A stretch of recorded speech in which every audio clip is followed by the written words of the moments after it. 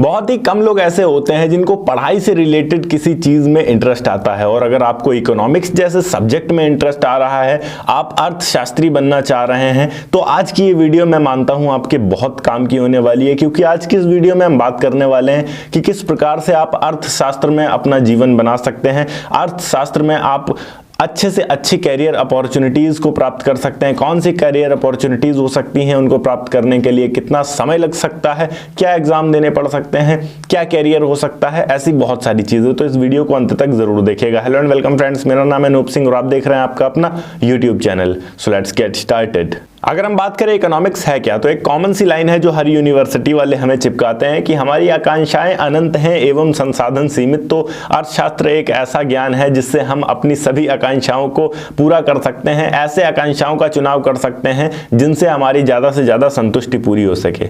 ये भाषा थोड़ा कॉम्प्लिकेटेड हो जाती है, इससे अगर हम आसान शब्दों में समझे तो फॉर एग्जाम्पल आपकी सैलरी है 10,000, आप लेना चाहते हैं थार, आप लेना चाहते हैं बंगला, आप लेना चाहते हैं एक बड़ी सी मर्सिडीज, आप एरोप्लेन में घूमना चाहते हैं, तो ये 10,000 की सैलरी में पॉसिबल नहीं है। बट आपको अपने जीवन को भी जीना है, तो आप तेल साबुन सामान, अपना मोबाइल फोन रिचार्ज, ये कुछ बेसिक नीड्स हैं जो कि आपको बहुत ज़रूरी चाहिए ही चाहिए और इनको आप अफोर्ड कर सकते हैं। ये आपके बहुत काम की चीज़ें हैं। तो आप उस 10,000 की सैलरी का किस तरीके से यूज़ कर सकते हैं ताकि आप ज़्यादा से ज़्यादा हैप्पी रह सकें, इसको हम इकोनॉमिक्स बोल सकते हैं। इकोनॉमिक्स हमको कब से मिलती है अगर इसकी बात करें तो आप जब 6 क्लास में जाते हैं तब से आपको इकोनॉमिक्स की किताब मिलना शुरू हो जाती है और आप इकोनॉमिक्स पढ़ना स्टार्ट कर देते हैं। हाई स्कूल तक आप इकोनॉमिक्स पढ़ते ही हैं, बेसिक इकोनॉमिक्स सारी पढ़ लेते हैं, और उसके बाद आपके पास ऑप्शन आता है कि आप आगे कंटिन्यू रखना चाहते हैं इकोनॉमिक्स या फिर आप साइंस स्ट्रीम में जाना चाहते हैं। अगर आप साइंस स्ट्रीम में चले जाते हैं तो वहां से इकोनॉमिक्स आपसे दूर हो जाती है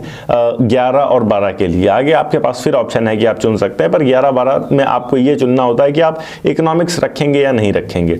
11-12 में आपको अगर आप ह्यूमैनिटीज लेते हैं तो इसमें आपको इकोनॉमिक्स का ऑप्शन मिल जाता है, अगर आप कॉमर्स फील्ड से जाते हैं तो इसमें आपको इकोनॉमिक्स का ऑप्शन मिल जाता है, पर साइंस स्ट्रीम में आपको इकोनॉमिक्स का ऑप्शन नहीं मिलता है। आगे जब आप जाएंगे ग्रेजुएशन के लिए और आपके पास 12th में इकोनॉमिक्स थी तो यहाँ आगे आपको ग्रेजुएशन का ऑप्शन मिलता है। इनमें बेसिकली 3 ऐसे ऑप्शन होते हैं जो ज्यादा से ज्यादा लोग चुनते हैं। पहला ऑप्शन होता है आपका बीकॉम, जिसमें आपको इकोनॉमिक्स मिलती है और इसमें आपको बैंकिंग और कॉमर्स से रिलेटेड पढ़ाई करनी होती है। उसके बाद दूसरा ऑप्शन आता है हमारा बीए इन इकोनॉमिक्स।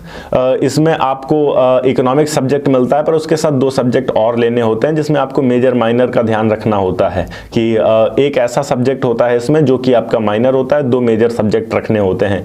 और उसके बाद तीसरा ऑप्शन हमारे पास आता है BBA, bachelor of business administration. चाहे आप ह्यूमैनिटीज यानी आर्ट्स से हो या फिर आप कॉमर्स से हो, आप इसमें आसानी से अपना ग्रेजुएशन कर सकते हैं। इसमें भी आपको इकोनॉमिक्स मिल जाएगी, कोई समस्या नहीं है। उसके बाद आप जब ग्रेजुएशन डिग्री प्राप्त कर लेते हैं तो आपको मास्टर्स का ऑप्शन मिलता है। मास्टर्स में जब आप जाते हैं तो मास्टर्स में आपको मिलता है एमए इन इकोनॉमिक्स आप कर सकते हैं, या फिर एमकॉम इकोनॉमिक्स मिल जाएगा, उसमें भी आप एमकॉम कर सकते हैं। या फिर अगर आपके पास पैसा है और आप अच्छी पोस्ट पे जाना चाहते हैं, अच्छी सैलरी पाना चाहते हैं, प्राइवेट सेक्टर में काम करना चाहते हैं, तो एमबीए आपके लिए बेस्ट ऑप्शन हो सकता है। इसमें भी आपको इकोनॉमिक्स का ऑप्शन मिल जाता है, फाइनेंस का ऑप्शन मिल जाता है, जो इकोनॉमिक्स से काफ़ी ज़्यादा रिलेटेड होता है और हम एक तरीके से कह सकते हैं इकोनॉमिक्स ही होता है। अगर आप प्रॉपर अर्थशास्त्री बनना चाहते हैं, एक अर्थशास्त्री किसे कहते हैं अगर इसकी बात करें तो वो व्यक्ति जिसके पास पीएचडी हो इकोनॉमिक्स से, उसे हम अर्थशास्त्री कह सकते हैं। तो उसके लिए आपको पोस्ट ग्रेजुएशन यानी कि ग्रेजुएशन के बाद आपको पोस्ट ग्रेजुएशन करनी होगी, जिसे मास्टर्स बोला जाता है।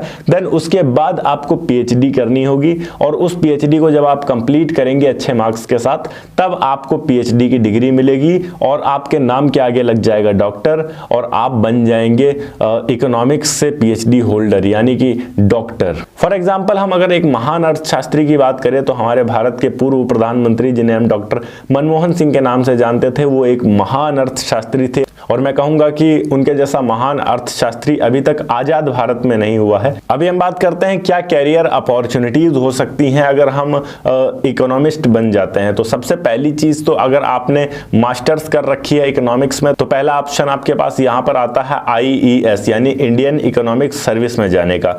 ये एक ऐसी परीक्षा होती है जो कि हर साल UPSC के द्वारा कंडक्ट कराई जाती है।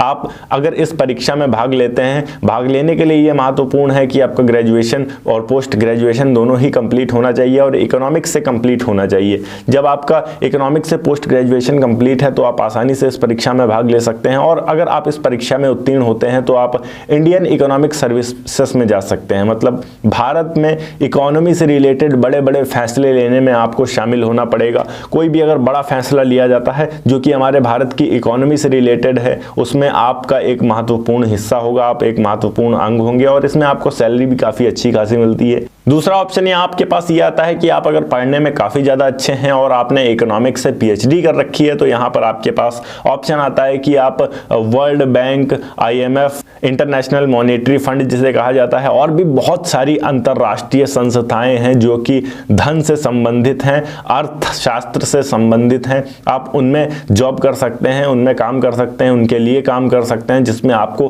काफी अच्छी सैलरी मिलती है। अगर सैलरी की बात करें तो वो 5 लाख से लेकर 10 लाख रुपए तक भी महीने की हो सकती है। वो डिपेंड करता है कि आप किस संस्था में हैं, पर मोस्टली संस्थाएं ऐसी हैं अगर आप देश के बाहर जाते हैं IMF या फिर वर्ल्ड बैंक जैसे संस्थाओं में तो वहां 5-10 लाख रुपए महीने का तो एक बहुत साधारण सी बात हो जाती है। इसके अतिरिक्त हम अगर बात करें और क्या ऑप्शन हो सकता है तो देश में ही कई ऐसी मल्टीनेशनल कंपनियां हैं जिनमें आप काम कर सकते हैं जैसे रिलायंस, अडानी ग्रुप, ये ऐसी कंपनियां हैं, टाटा ग्रुप, ये ऐसी कंपनियां हैं जिनमें इकोनॉमिक्स की ज़रूरत पड़ती है अपने इकोनॉमी को मैनेज करने के लिए, अपने फाइनेंस को मैनेज करने के लिए। हालांकि इनके पास लॉयर्स भी काफ़ी बड़े बड़े होते हैं फाइनेंस से रिलेटेड, बट फिर भी इन्हें इकोनॉमिस्ट की ज़रूरत पड़ती है जो कि जो चल रही है इकोनॉमी पॉलिसीज उनमें इनकी सहायता कर सके और किसी भी प्रकार की समस्या इन्हें ना हो। तो आप इन बड़ी बड़ी मल्टीनेशनल कंपनियों में भी जॉब कर सकते हैं, बट इन सब कंपनियों में काम करने के लिए अधिकतर MBA की भी ज़रूरत पड़ती है। तो अगर आप फाइनेंस से रिलेटेड MBA कोर्स करते हैं तो ये आपके लिए ज़्यादा कारगर साबित हो सकता है, रोजगार के और भी अधिक अवसर बढ़ जाते हैं इसमें। अब इकोनॉमिक्स भी हमारा बेसिकली 2 प्रकार का होता है और आपको उसी हिसाब से अपनी पढ़ाई करनी है। अगर आप स्वयं के लिए इकोनॉमिक्स पढ़ना चाहते हैं तो आपको माइक्रो इकोनॉमिक्स पढ़ना चाहिए। अगर आप बड़े स्तर पर जॉब करना चाहते हैं और बड़े स्तर पर एक संस्था में काम करना चाहते हैं तो आपको मैक्रो इकोनॉमिक्स पढ़ना चाहिए। माइक्रो इकोनॉमिक्स एक व्यक्तिगत तौर पर आप इस्तेमाल कर सकते हैं और मैक्रो इकोनॉमिक्स का इस्तेमाल हम नेशनल या इंटरनेशनल लेवल पे करते हैं। कुछ बेहतरीन कॉलेजेस की बात करें अगर हम भारत में जहां से आप इकोनॉमी की पढ़ाई कर सकते हैं तो वो इस प्रकार हो सकती हैं: Delhi school of economics Delhi, Jawaharlal Nehru university Delhi, university of Bombay Mumbai, Banaras Hindu university Varanasi, presidency college Kolkata. Okay guys, ये थी एक छोटी सी वीडियो कि आप किस प्रकार से इकोनॉमिस्ट बन सकते हैं और इकोनॉमी में क्या कैरियर है। अगर वीडियो अच्छी लगी हो तो वीडियो को लाइक करके चैनल को सब्सक्राइब जरूर कर दीजिएगा। मैं मिलता हूं आपको नेक्स्ट वीडियो में एक नए टॉपिक के साथ। तब तक के लिए जय हिंद, वंदे मातरम।